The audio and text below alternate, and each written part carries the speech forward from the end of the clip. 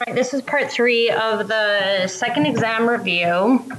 So this would be page 330, and then it will be 1 through 47. I'm only going to do every other odd just because this video is long otherwise, but hopefully that'll be enough to get you going. Okay, so it says right here, determine if 3 and negative 1 is a solution to the system. So you would need to plug in 3 plus 3 times negative 1. Does that truly equal negative 2? So then we have, so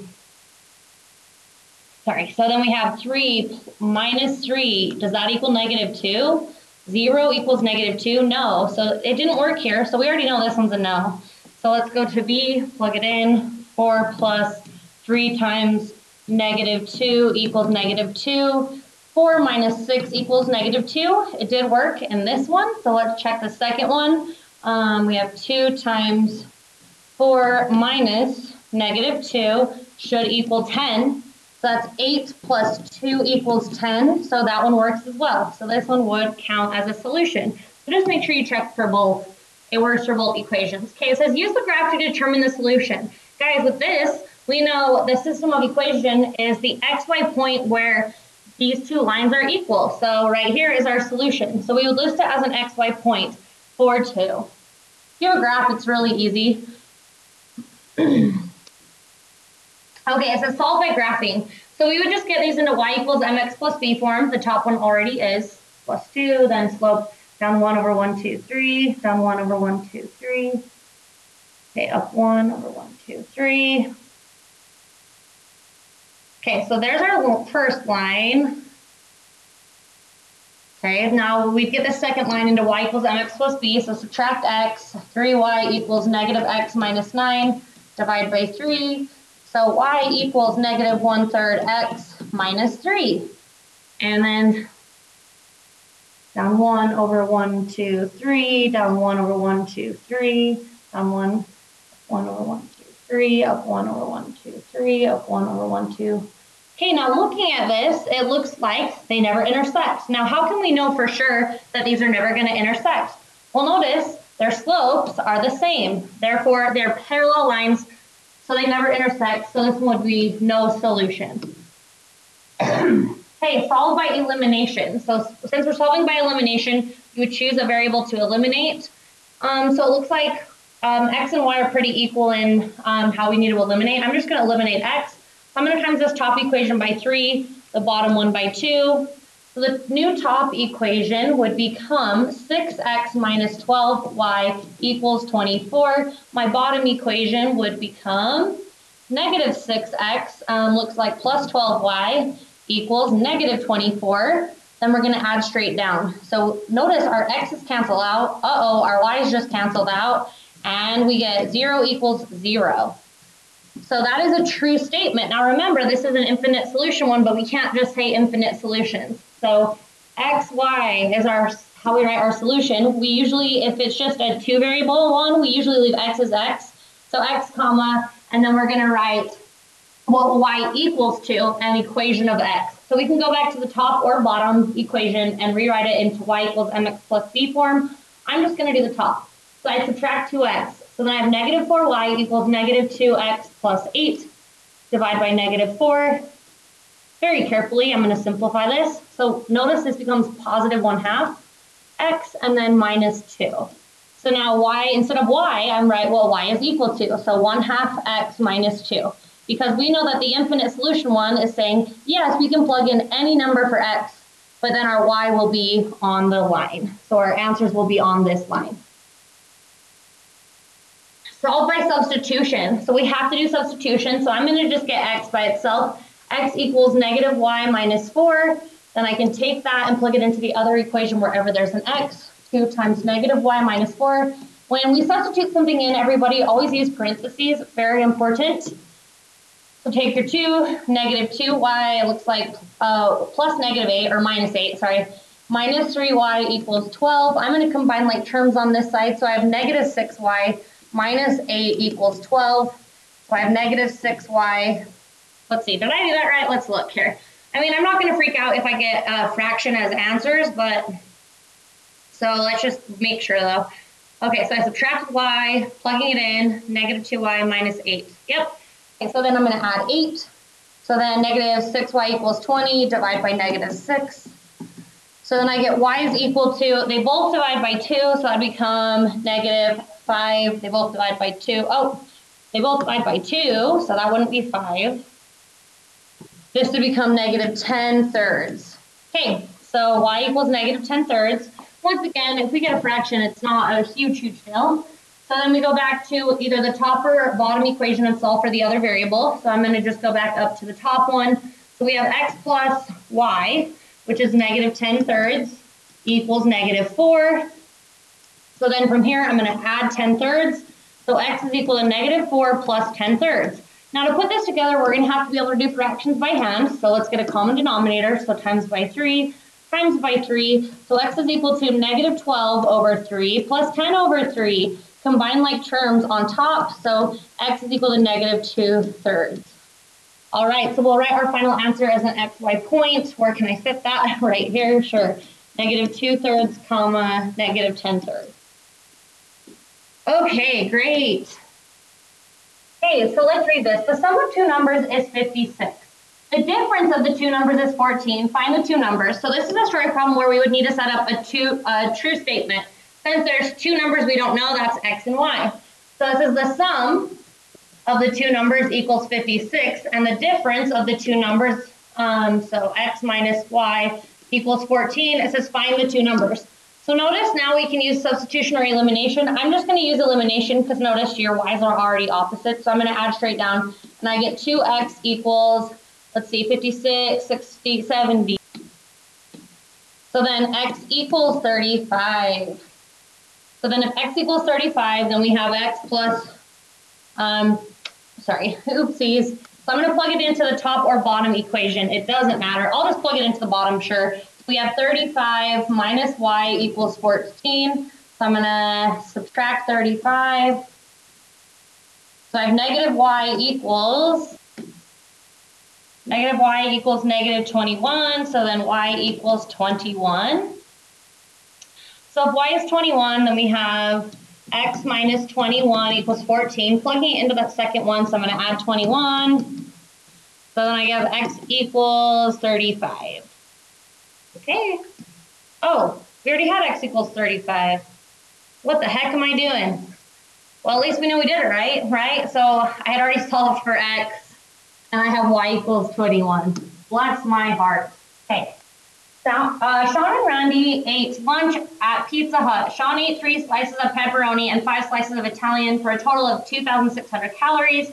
Randy ate 4 slices of pepperoni, 2 slices of Italian for 1,880 calories. How many calories is each pizza worth? So we have two variables obviously here. X is pepperoni, and then y must be Italian. So we're going to set up two true statements. This one's pretty easy, I would say. So our first true statement would be 5x plus, 3x. So hard to be looking at this when I'm like right up next to the board. So we have 3x plus 5y should equal 2600. Then our second true statement would be, it looks like 4x plus 2y equals 1880. So then from there, we can use substitution or elimination. I'm going to go ahead and just use elimination. So I'm going to times this top one, I guess, eliminating x by negative 4, times this bottom one, I guess, by 3. So these are going to be some decently bigger numbers here. So this new top equation would become negative 12x, looks like minus 20y is equal to negative 10400. Then this bottom one distribute would be 12x, looks like plus 6y equals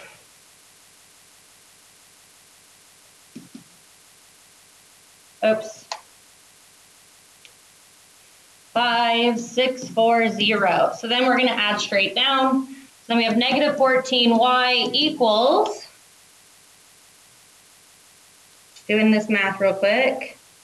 So we have negative 10400 minus plus 5640 negative 4760, then divide by negative 14.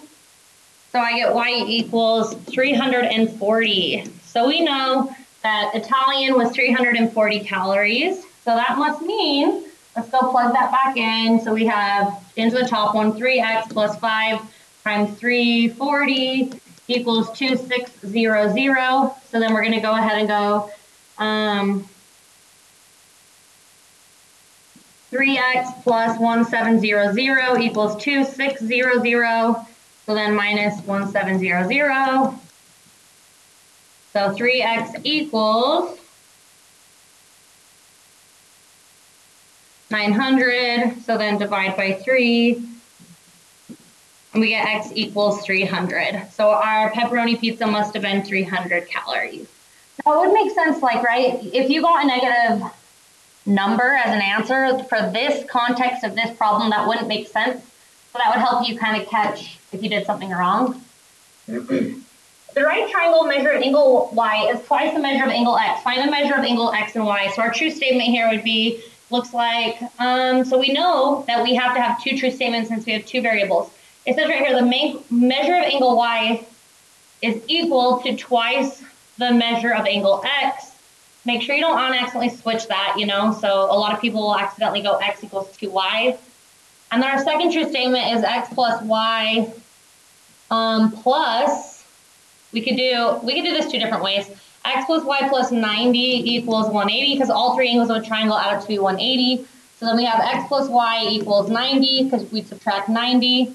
So now I'm going to go ahead and use substitution. So there's our two true statements here and here. I'm going to take this and plug it in wherever there's a y. So I have x plus 2x equals 90. So then I have 3x equals 90. So then 90 divided by 3 is 30. X equals 30. So if x is 30, then you could go back to right here, sure, and plug it in. So we would have 60, right? Because 30 plus 60 is 90, so y must equal 60. Jeromes bank contains a total of 40 nickels and quarters. The value of the coins there's some typos. I was doing this pretty quick. It's Saturday, actually. I'm here on a Saturday, so. The value of the coins in the bank is $4.40. How many nickels and how many quarters in the bank? So we have two variables. X is nickels and y is quarters. So let's do an amount true statement. Our x plus our y is equal to 40 total coins. And then the money amount, so we have to know how much is a nickel worth. So we know it's worth, so 0.05x plus 0.25y, and that's equal to 440. Okay, so now we can solve by elimination or substitution. I'm going to times this by, sure, negative 0.05. So we distribute. So we have negative 0.05x minus 0.05y equals 40 times negative 0.05 is negative 2. Then we're going to add straight down. So we have 0.25 minus 0.05, which is 0.2y equals, and then we would have 240.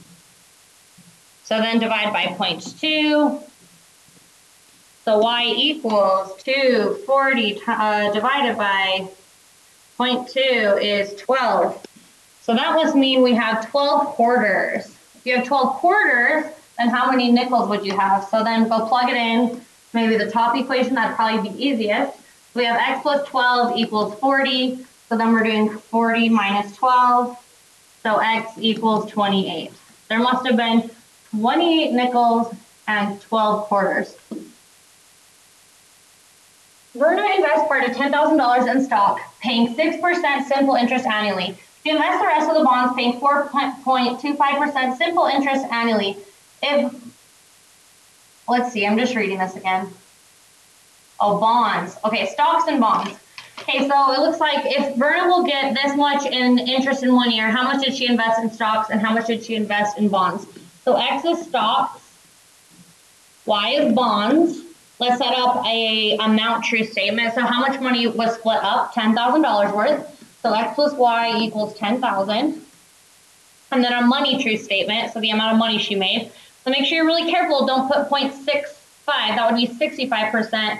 0.065x plus 0.0425y should equal 582.50. So now we'll use elimination. So I'm going to take this top equation and I'm going to times it by negative 0.065. Distribute, distribute, distribute. So negative 0.065x minus 0.065y equals 10,000 times 0.065. So negative 650. We're going to add straight down. So my x's will cancel out. 0.0425 minus 0.065 is negative 0.1075y equals 582.50 minus 650 is negative 67.50. So now divide by negative 0.1075.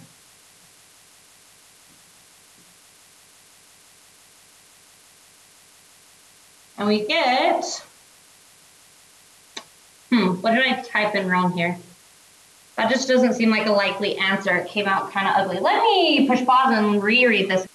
I see where my mistake is. I accidentally in my calculator have put a negative in front of this right here, this 0.0.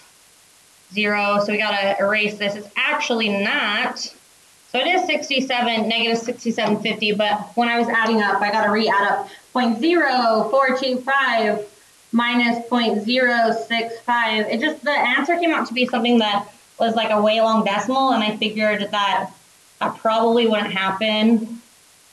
Now we'll divide by negative. Let's see if this is better.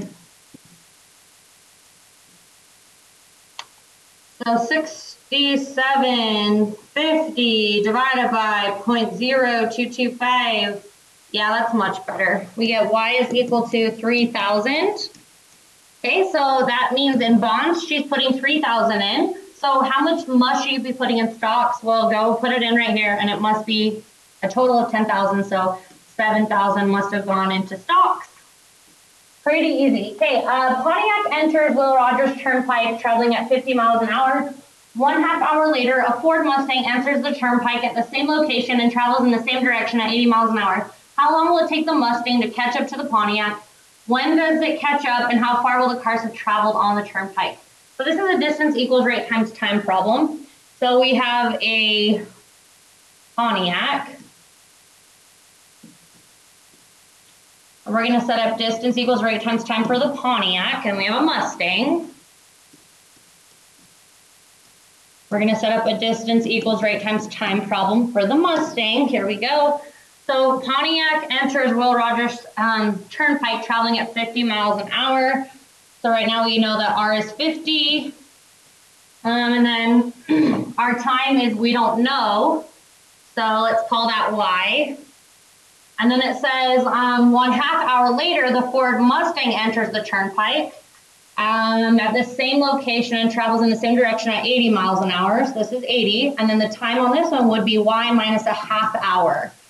I usually like to stay with hours. Since it's miles per hour, I like to stay with, instead of writing Y minus 30 minutes, I usually do hours and hours. Okay, and then it says, how long does it take the Mustang to catch up to the Pontiac? So the distance is going to be the same, right? For them to catch up to each other. Wait, will the distance be the same? Let's think about this. Yes, right? So once they are at the same location, they have traveled the same amount of distance, just maybe one's traveled that distance faster. Okay, so now what we'll do here is we are going to go ahead and solve. Now notice they're both equal to x, so we can actually just set these equal to each other. So then we have 50y equals 80 times y minus 1/2. I'm going to go ahead and distribute. So 50y equals 80y minus 40. So then I'm going to subtract 80.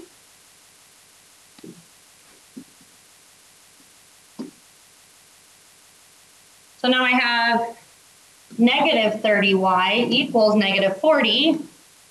divide by negative 30. So then y equals 40 divided by 30 is 1.333 repeating. Let's see here. So I'm going to write down as many threes as I see on my calculator. 1, 2, 3, 4, 5, 6, 7, 8, 9. So then from there, I would go ahead and convert that. So, because remember, what does y stand for, right? Time. That stood for our time.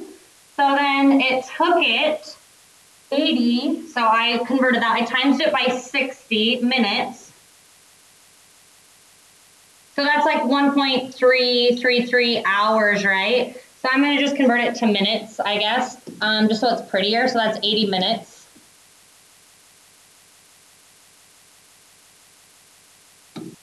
Or what would be also the same as 80 minutes. So I just times this by 60 since there's 60 minutes in an hour, and it gave me 80. So then 80 minutes is 1 hour and 20 minutes, as we know.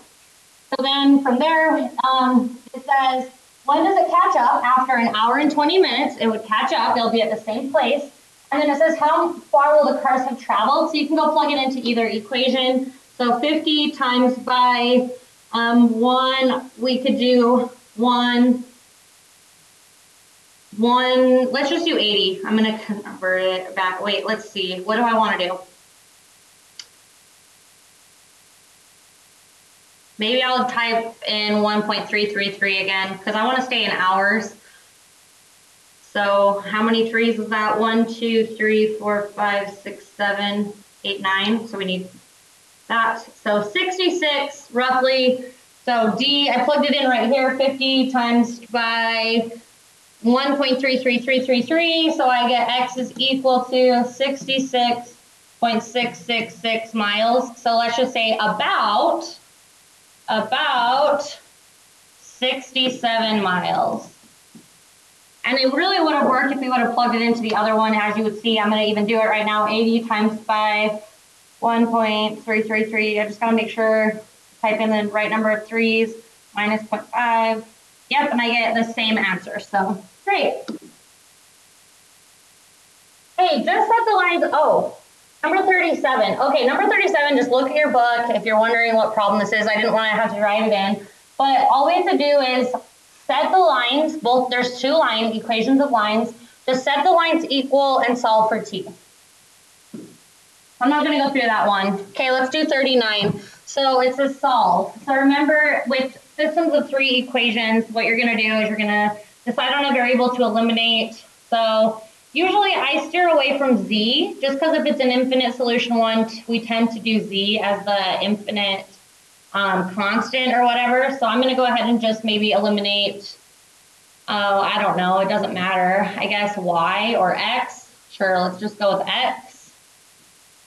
So then we have x plus y minus z equals 1. I'll take the top equation, x minus y plus z equals 7. And then I'll do the middle, x minus y plus z equals 7. On the bottom, x plus 2y plus z equals 1. So then we're going to go ahead and eliminate x. So I've got to times this by -1. So that's negative x minus y plus z equals -1. Add straight down. It looks like I'm going to get negative 2y plus 2z's equals 6. Okay, times the top one by -1. Negative x plus y minus z equals -7. So I'm going to go ahead and add straight down. So it looks like I'm going to get 3y equals, ooh, this is nice. 3y equals -6. So now normally I have to put these together and solve and eliminate again, but in this problem, we can already just solve for y. So I'm just going to solve directly for y at this point. So y equals -2, then go and plug that in and solve for z now. So we have -2 times -2 plus 2z's equals 6. So then -4 plus 2z equals 6. Add 4. 2z. 2z equals 10. Z equals 5. And then we can go back and at this point plug it into the top, middle, or bottom equation and solve for x. So x plus my y was -2 minus z, so -5 equals 1. So then we have x -2 minus 5, everybody be very careful, is -7, right? Equals 1, add 7, so x must equal 8. So my final answer is an x, y, z point. So 8, -2, and 5. Awesome. Okay, let's do this one. Solve by, I'm going to go ahead and just eliminate x, I suppose. Again. So then top 3x plus y minus 2z equals 6. Middle, or let's just do the, I'm going to do the bottom. I changed my mind. Not that it would matter. And then I'm going to do the middle and bottom.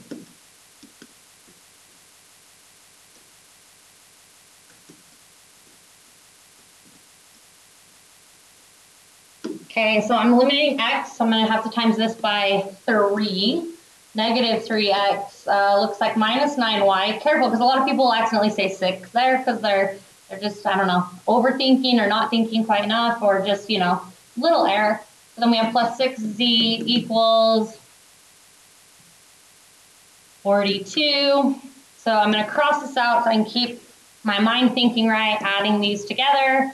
So it looks like I'm going to have -8y plus 4z's equals 48.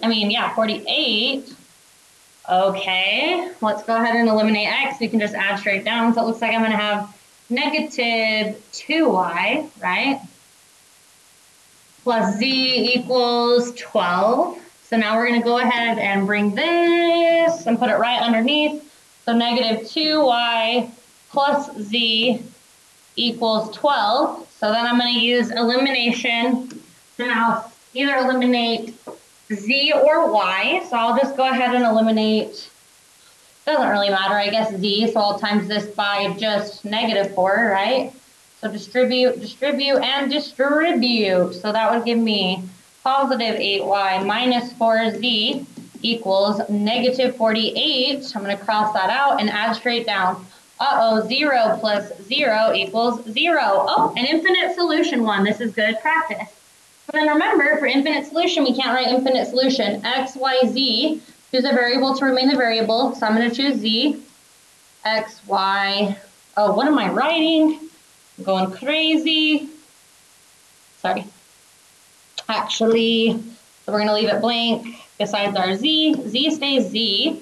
And then we need to have y equals an equation of z. So I'm going to go back to either this equation or this equation and get y equals. So let's just do this one. So then I'm going to subtract z. So -2y equals -z plus 12. I'm going to divide by -2. So then y is equal to 1/2 z minus 6. 1/2 z minus 6. No z, we need x equals. So I'm going to go either to the top, middle, or bottom. I'm just going to go to the middle, get x by itself. So x equals, I'm subtracting y, adding z. So then I have -2 minus y plus z. And then you'd say, but I can only have z's. So I've got to replace my y with what y is, which is this. So then I have x equals -2 minus parentheses. If you're substituting something in, you need to use parentheses. It would be such a shame to get this far and then get it wrong.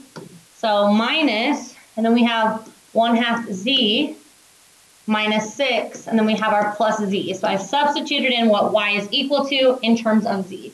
So then I have -2 minus 1/2 z plus 6 plus z. So then combining like terms, -1/2 plus 1 with my z's. That one's easy to just do in our head. Think about it. 1 minus half is 1/2. So we have 1/2 z, and then 6 minus 2 is 4. So 1/2 z, that's a z, 1/2 z plus 4. And then notice our infinite solution one has our answers all in terms of one variable. I chose z. Okay, 47. In a triangle, the measure of an angle z is twice the measure of angle y. The measure of angle y is 10 degrees less than 3 times the measure of angle x. Find x, y, and z. So notice there are 3 variables, therefore there must be 3 true statements. So first of all, the measure of angle z is equal to twice the measure of angle y. Then it says the measure of angle y is equal to 10 degrees less than 3 times the measure of angle x, so 3x minus 10. And then our third and final true statement, a lot of times people will forget, is z plus x plus y equals 180, right? All three angles of a triangle add up to be 180 degrees. So there's your 3 true statements. So then from there, I'm going to continue solving. I'm just going to go ahead and use substitution. This is not bad right here. I'm going to take this. I'm going to go ahead and plug that in right down here. So then right now what I have is this. Now inside of this I have 2y plus x plus y equals 180. So I actually have 3y plus x equals 180. And I could continue to use substitution at this point if I'd like, or I could use elimination. But if I'm going to use elimination, I need to get it as an x, y, like this equation and this equation need to be in the same format, yx constant or xy constant. So I'm personally just going to come over here and I'm going to just use substitution. I'm going to take this and wherever there's a y, I'm going to plug in that, 3x. So I have 3 times instead of y, I'm now plugging in 3x minus 10. And I have a plus x equals 180. So I now have 9x minus 30 plus x. Distribute, did I do that right? 9x minus 30 plus x equals 180. So then I have 10x minus 30 equals 180. So then I have 10x equals add 30 to 10. So then divide by 10, x equals 21. So that must be the measure of angle x, 21 degrees. Then now let's go and plug that in. So maybe right here to solve for y. So I'm going to plug in x is 21. So then I have 3 times 21 minus 10. That must be 53 degrees. So then from there, I'm just going to say this and this should add to be 180. Or we could just even plug it in right here, like 53 times 2. So 106. And then check, do all your angles add to be 180? Yes, they do. Good stuff. Okay, so it says right here, is this xy point a solution to the system? So you just plug it in and see if it's a true statement. 5 minus 2 is greater than 2, so that would be 3 is greater than 2. Yes, that worked. So now let's plug it in here. 2 times 5 plus 3 times 2 is greater than 8. That is definitely 10. Obviously, already greater than 8. That works. It has to be yes, it has to work in both. So yes, that works. If it worked in one but not the other, you'd say no. Okay, solve. So our graph. So remember that we get it into y equals mx plus b form. Let's take this top one. So we have y is greater than or equal to negative x plus 7. Just a reminder, if you divide or multiply both sides of the equation, not the equation, of the inequality by a negative, you've got to change the sign of the inequality. Let's go ahead and graph this. Y-intercept, and then our slope's -1. Okay, graphing this, and then make sure you're paying attention to solid versus dotted lines. So this one is equal to, so it's a solid line.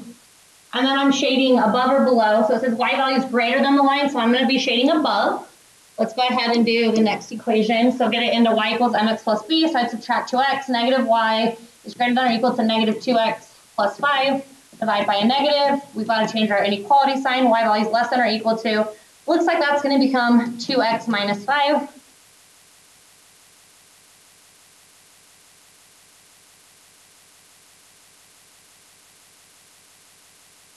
And then is that a solid line? Yep, as well. That one is a solid line.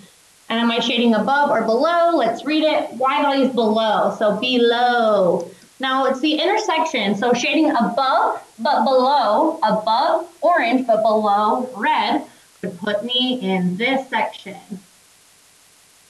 So my solutions are any xy point that falls in that section or on those solid lines.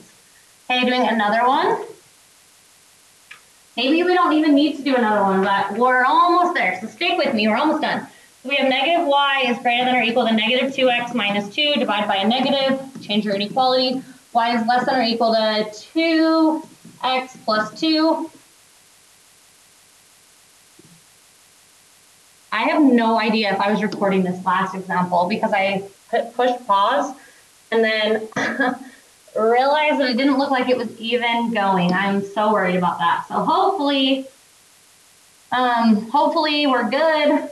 I don't know if you saw 91, so if you didn't, sorry, plug in X and Y, see if it's a true statement. It worked, but yes, it's a solution. It's got to work in both. And in this example, I got it into y equals mx plus b. Not forget each of these in y equals mx plus b. So this is the orange line, this is the red line. And then not forgetting to change our inequality if we divide both sides by a negative.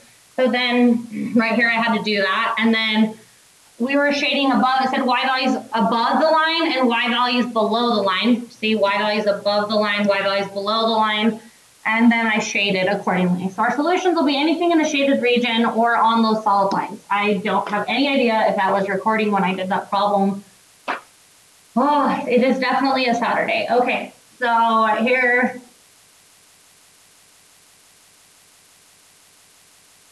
solid or dotted line is looking like solid again. And am I shading above or below on this bad boy? It looks like I'm going to be shading y values below the line. Below. Then let's go ahead and do this other one. Getting it into y equals mx plus b, so I'm going to subtract 2x. So we have negative 3y is less than or equal to negative 2x plus 6 divided by negative 3. We just divided by a negative, so I've got to change my inequality. Y is greater than or equal to positive 2/3 x minus 2. So I'm at negative 2, and I'm going down, oh, wait a minute, I'm going up 2 over 1, 2, 3, up 1, 2 over 1, 2, 3, up 1, 2 over 1, 2, 3, down 1, 2 over 1, 2, 3, down 1, 2 over 1, 2, 3. Okay, solid line as well here. Am I shading above or below the blue line? Let's see, y values above. Below red, but above blue, we can see where that is. That is all the solutions that fall in this section right here. And we have two solid lines, so anything that falls on the solid lines would also be considered solutions. Hey, let's look at some with more than one restriction. So it says x is, oh no, I need my graph to be bigger. Hold on just a second. Okay, never mind, this will work actually. So let's do this top one. Oops, yep, we'll just do it in blue. Okay, so now we get it into y equals mx plus b, subtract 3x, 5y is less than or equal to negative 3x plus 30, divide by 5. So y values are less than or equal to negative 3/5 x plus 6. So then that's down 1, 2, 3 over 1, 2, 3, 4, 5. 2, 3 over 1, 2, 3, 4, 5, somewhere over here. Okay, awesome. Okay, so then we are solid line on this blue one. Oh, yeah, that was not a very straight line, but we get the picture here. Pretend like it's crossing right there. So then it's y values below, so I'm going to write below the blue line. Then I'm going to do this one, y equals mx plus b, subtract 4x, negative 5y is greater than or equal to negative 4x plus 5, divide by negative 5. We just divided by a negative, we've got to change our inequality. So then that's positive 4/5 x minus 1. So up 1, 2, 3, 4 over 1, 2, 3, 4, 5. Ish.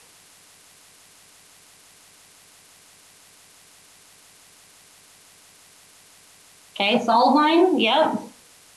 Shading above or below the red line, it looks like below. Did we change our inequality sign? Yes. Okay, we're doing good.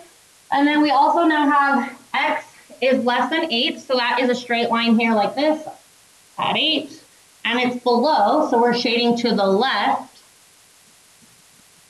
Then also we have y is greater than 0, so above yellow.